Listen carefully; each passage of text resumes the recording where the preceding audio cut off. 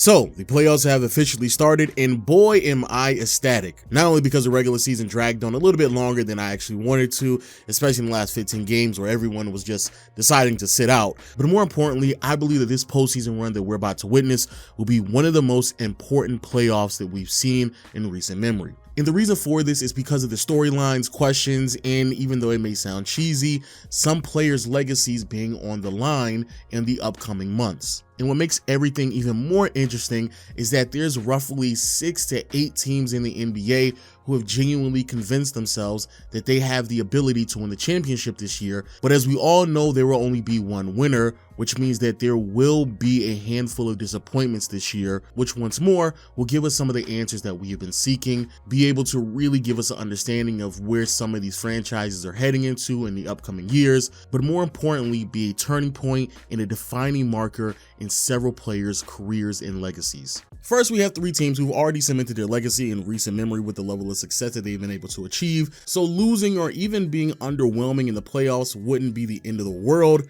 However, winning a championship certainly wouldn't hurt, and those 3 teams are the Milwaukee Bucks, Golden State Warriors, and the Los Angeles Lakers. Now, in terms of the Warriors and Lakers, you can easily argue they have way more to lose if they are underwhelming in this postseason run, especially since both of these teams are susceptible to early exits in the playoffs. You can easily argue if the Warriors get knocked out in the first round, it would be the end of the Curry, Dre, and Clay era. And then when it comes to Lakers, if they struggle, especially on the side of the bracket where you can avoid the Denver Nuggets, Clippers, and Suns, you can also draw some conclusions, in particular to some of the role players in Vanderbilt, Austin Reeves, and D'Angelo Russell, who are all trying to prove their value as they are free agents in the upcoming months.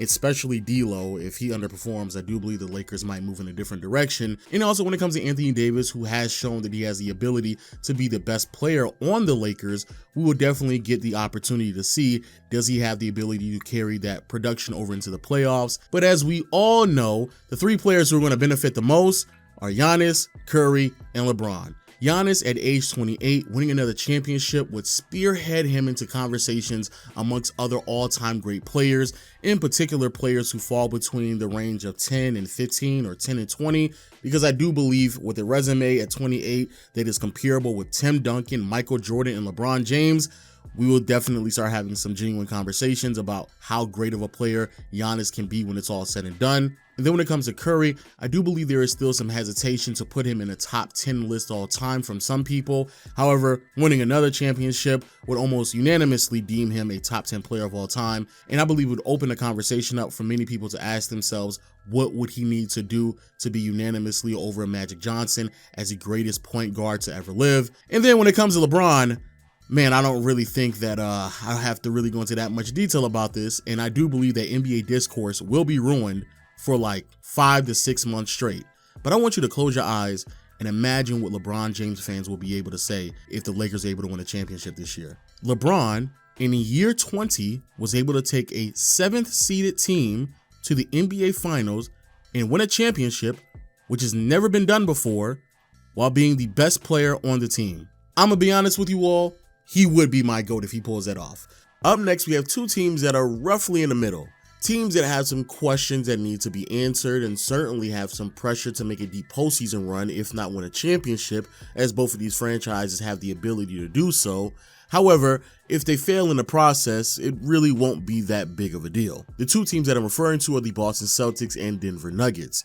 When it comes to Boston, respectfully, they have been one of the more successful franchises over the past 4 to 5 years. Constantly at the top of the standings, consistently making conference finals appearances, and their success reached new heights last season by making the NBA Finals. And with this level of success, it has really validated every meticulous decision that has been made during the Jaylen Brown and Jason Tatum era. And that's even the decision on not trading Tatum or Brown, even though the Celtics have been tempted on doing so on several different occasions. Which then brings us to this season. Boston once more was tempted to trade one of their young stars in Jaylen Brown for a ready-now talent in Kevin Durant. However, the transaction was declined for various reasons, but in the process of doing so, the Celtics as a roster has seen noticeable improvements from the prior year, in particular the addition of adding Malcolm Brogdon, who has been a heaven sent for this organization and potentially could win 6 Men of the Year. So now with easily one of the most talented rosters in the NBA, and I would argue they are the most talented roster in this association, it does give us the opportunity to see if Jayson Tatum and Jaylen Brown are good enough to rise to the occasion and lead this team to a championship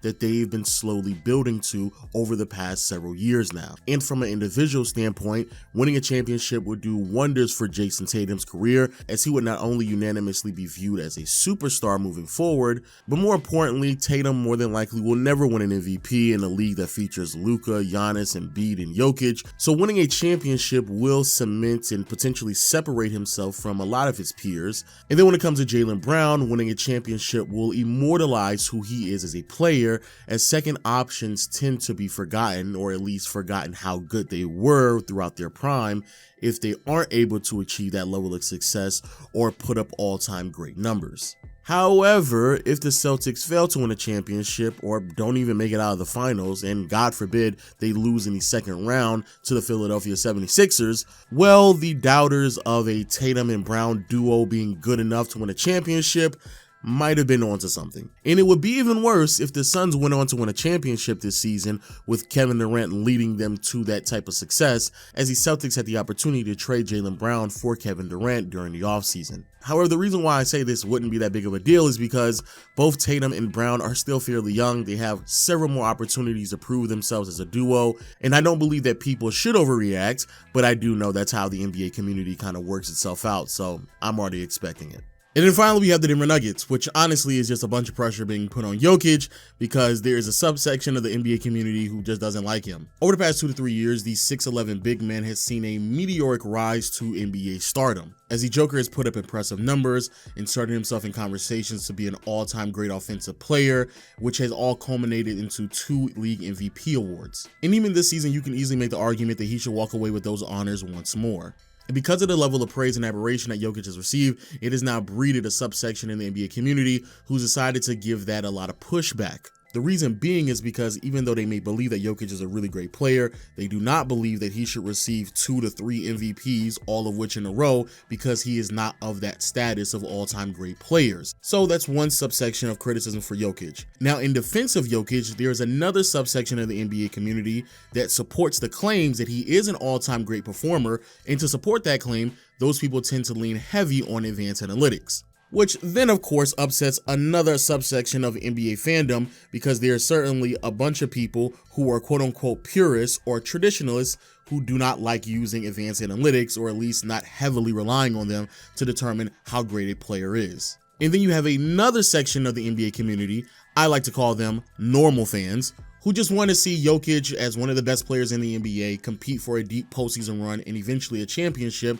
because of course, if you are a league MVP at the top of the conference on a healthy roster, those expectations should naturally be placed upon those type of players. And an even bigger question that I do believe a lot of people want to know the answer to, and I do believe this is a very legitimate criticism to Jokic, especially since he's a center, and that is, will Jokic's inabilities on the defensive side of the floor turn out to be a detriment to the Denver Nuggets, regardless of how excellent that he can be on the offensive side? But as a normal fan, the reason why it's not going to be that big of a deal if Jokic is not able to lead this team to a championship this year or even a deep postseason run is because Jokic and this core are all still relatively young. They have more time, and I don't believe the Western Conference is going to become significantly more competitive anytime soon, but I will admit that this year is probably the best opportunity to take advantage of a Western Conference that is fairly wide open. And then finally, we have 3 franchises who honestly have given themselves little to no wiggle room to compete for a championship, but certainly has to make a deep postseason run. And what makes these 3 teams interesting is that they've all put themselves in a situation where their playoff run could end much earlier than expected. Those 3 teams are the Los Angeles Clippers, Phoenix Suns, and the Philadelphia 76ers. Hey here, Future Low. And yeah, gotta cut out the Clipper part of this video because, you know, Kawhi has a bum knee, and yet again, it is aggravating him. So he's going to be in and out of the lineup for most of this postseason run if the Clippers are able to make it out the first round, which sucks because I was going to talk about how this is year 4 of the PG and Kawhi experiment, talk about how this team has the second highest payroll, talk about how this team still is incomplete from a roster perspective. And of course, the cherry on top of everything would have been the Russell Westbrook angle. Does he have the ability to prove that he can be a positive for a team that is attempting to compete for a championship? Because you could very well argue that this is his last opportunity. But again, Can't talk about it because this is a cursed franchise and Kawhi has a bum knee.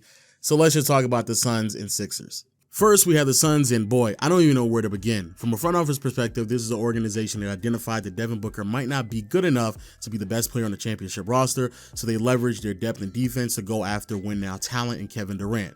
The problem, though, is that KD, ever since he's been recovering from that Achilles injury, has been dealing with nagging injuries that has kept him sidelined for most of the last 3 to 4 years now. And because of that, I do believe it's safe to assume that the window of opportunity to win a championship for this team is much more smaller than I believe a lot of people want to admit. And so taking advantage of a fairly wide open Western Conference is certainly going to be important this season. Speaking of Kevin Durant, with him, man, there's a medley of things to talk about. A, the looming belief that Kevin Durant doesn't have the ability to lead a team to a championship, especially since he's failed miserably since he left the Golden State Warriors out in Brooklyn. Also, speaking upon failures, last year was by far the worst postseason performance I've ever seen from Kevin Durant, so obviously attempting to bounce back from that would be great to see. But again, more importantly, Kevin Durant is older, dealing with ongoing injuries, and so it definitely feels like the window of opportunity for him is closing quicker than I think a lot of people are expecting. And speaking of the window of opportunity closing, boy, this might be the last chance for Chris Paul. I hate watching Chris Paul play basketball now because it's really hard for me to accept that that's the type of player that he is. He's a defensive liability. He's afraid to shoot three-pointers, especially when players are closing out on him. He doesn't have the ability to get to the basket whatsoever. Fun fact, throughout the entire regular season, Chris Paul only attempted 29 shots in the restricted area. And so when I see CP3 at this stage of his career, though it's understandable, it's really hard to accept the fact that this is the player that he is, especially since he hasn't won a championship yet. But I guess it is a good opportunity that he has at least one more opportunity to win a championship. But if the Suns do fail to win a championship and Chris Paul in the process looks really bad, I do believe that the front office is going to move in a different direction at the point guard position. And speaking of moving in a different direction, I also believe that DeAndre Ayton could be on the chopping block as well. But like I stated earlier, the reason why all this is very interesting is that even though, yes, there is a possibility that this team could win a championship, it's also very reasonable to believe that the Suns won't even make it out of the second round, as they more than likely will have to match up with a Denver Nuggets team that has way more chemistry and continuity built up with one another than the Phoenix Suns, which is something that I've seen them struggle with consistently since making the Kevin Durant trade. And then finally, we have the Philadelphia 76ers, who in my opinion have the most pressure in this year's postseason run, and it is blowing me away how so many people in the NBA community are letting this team off the hook. Of course, we have the Doc Rivers angle, one of the most underwhelming coaches in the NBA post-2010. If you look at his resume in contrast to the amount of talent that he's had the ability to coach, once more, completely underwhelming. He definitely will receive a lot of scrutiny if this team underperforms. Then we have the James Harden angle, who has been identified as a playoff choker or someone who consistently underperforms in a postseason, and his defenders has given him the excuse that he's had to consistently carry an unfair amount of offensive load that has altered his ability to be effective in the postseason. However, that excuse is not thrown out the window, as now he has the privilege to play alongside Joel Embiid, and Embiid more than likely will carry a large portion of the offensive load. So we should be able to see a more consistent version of Harden throughout this postseason run. Also, Harden is getting up there in age. I do believe the window of opportunity for him is closing quicker than I think a lot of people are willing to admit. But a much bigger picture that I want people to really understand when it comes to the Philadelphia 76ers is that next month marks the 10-year anniversary of the Sixers starting off the process by hiring Sam Hinkie.